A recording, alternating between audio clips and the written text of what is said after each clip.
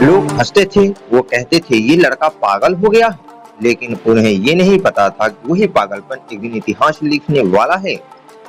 जिंदगी में दो तरह के लोग होते हैं, एक वो जो हालात देखकर अपने सपनों को छोटा कर लेते हैं, और दूसरे वो जो सपनों के लिए खुद को ही बड़ा बना लेते हैं, चाहे इसके लिए उन्हें दुनिया की नजर में पागल ही क्यों ना बनना पड़े। ये कहानी है सत्येंद्र की। गांव जिहली का एक साधारण लड़का, लेकिन उसके सपने साधारण नहीं थे। शुरुआत जब लोग हंसते हैं। जिहली गांव, जहां खैरवा पोखर के किनारे बच्चे खेलते, जब हनुमान मंदिर के पास बैठकर बुजुर्ग जिंदगी का अनुभव सुनते थे, और जहां हर किसी का सपना बस इतना था किसी तरह जिंदगी कट जाए। लेकिन सत्येंद्र अलग था। वो अक्सर बजरंगबली के मंदिर के पास बैठकर आसमान को देखता और कहता, मैं कुछ बड़ा करूंगा, इतना बड़ा कि लोग याद रखेंगे। गांव के लोग हंसते, दोस्त कहते, अरे तू बड़ा काम करेगा, पहले अपनी हालात को तो देख। लेकिन सत्येंद्र के अंदर एक आग थी, और वो आग हर दिन उसे और पागल बना रही थी। एक दिन उसने अपने दोस्त रघु से कहा, मुझे जिंदगी में इतना पागल बनना है कि लोग मेरा पागलपन देखकर डर जाए। बोले कि ये लड़का या तो मरेगा या कुछ बड़ा करेगा। रघु ने मुस्कुराकर कहा, तू सच में पागल है, लेकिन मैं तेरे साथ हूं। उस दिन से सत्येंद्र ने फैसला कर लिया, अब वो सामान्य नहीं रहेगा। संघर्ष। सत्येंद्र ने पढ़ाई शुरू की, लेकिन ये पढ़ाई सिर्फ किताबों तक सीमित नहीं थी।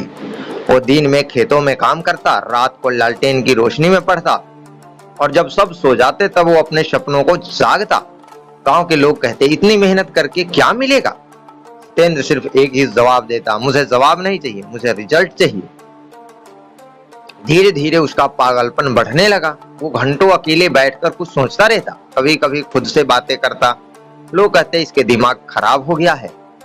एक दिन तो हद हो गई। गांव के कुछ लोगों ने उसके पिता से कहा, अपने बेटी को संभालो, ये पागल हो गया है। उस दिन सत्येंद्र के पिता ने उससे पूछा, तू क्या कर रहा है बेटा? सत्येंद्र ने शांत आवाज में कहा, मैं वही कर रहा हूँ जो एक दिन आपको गर्व महसूस कराएगा, बस अभी वो आपको समझ नहीं आ रहा।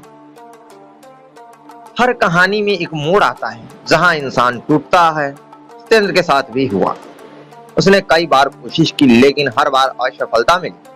पैसे खत्म हो गए, लोगों का मजाक बढ़ गया, दोस्त भी दूरी होने लगे। एक रात वो खैरवा पोखर के किनारे बैठा था, आंख में आंसू थे।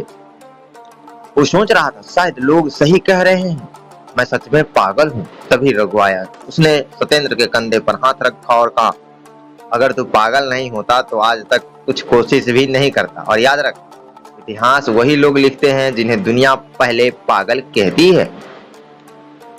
उस दिन के बाद सत्येंद्र बदल गया। अब वो सिर्फ मेहनत नहीं कर रहा था, वो खुद को तोड़कर नया बना रहा था। वो हर दिन खुद से कहता, या तो मैं खत्म हो जाऊंगा या फिर मैं कुछ कर दिखाऊंगा। बीच में का कोई रास्ता नहीं है। उसका पागलपन अब जुनून बन चुका था। धीरे धीरे उसकी मेहनत रंग लाने लगी। उसने एक ऐसा आइडिया तैयार किया जो महिलाओं को अधिकार से जुड़ा था। शुरुआत में किसी ने ध्यान नहीं दिया, लेकिन उसने हार नहीं मानी। वो हर दरवाजे पर गया, हर जगह रिजेक्शन मिला, लेकिन उसने एक भी बात कभी नहीं छोड़ी, अपना पागलपन। वो दिन जब दुनिया चुप हो गई, एक दिन उसका प्रोजेक्ट स्वीकार कर लिया गया। लोग हैरान थे। वही लोग जो उसे पागल कहते थे अब कह रहे थे, हमें पता था ये कुछ बड़ा करेगा। सत्येंद्र मुस्कुरा रहा था, क्योंकि उसे पता था जब मैं पागल था तब तुम मेरे साथ नहीं थे।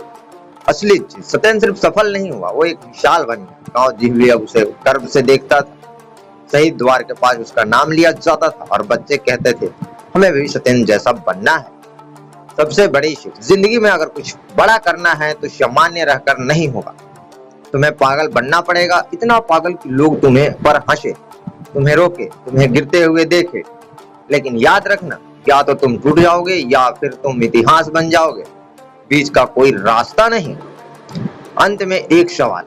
अब सवाल ये नहीं है कि लोग तुम्हें क्या कहते हैं, सवाल ये है कि तुम खुद को क्या बनाना चाहते हो। समान इंसान या वो पागल जिसे देखकर दुनिया एक दिन ताली बजाए। आखिरी लाइन, जिंदगी में मुझे इतना पागल बनना है कि लोग मेरे पागलपन देखकर कहे, या तो ये मरेगा या तो इतिहास रचेगा। दोस्तों, यदि ये कहानी पसंद आई हो तो इस वीडियो को लाइक करें, दोस्तों के साथ ज्यादा से ज्यादा शेयर करें, और हमारे चैनल को सब्सक्राइब करके मिलते हैं किसी अन्य कहानी में। जय हिंद, जय भारत।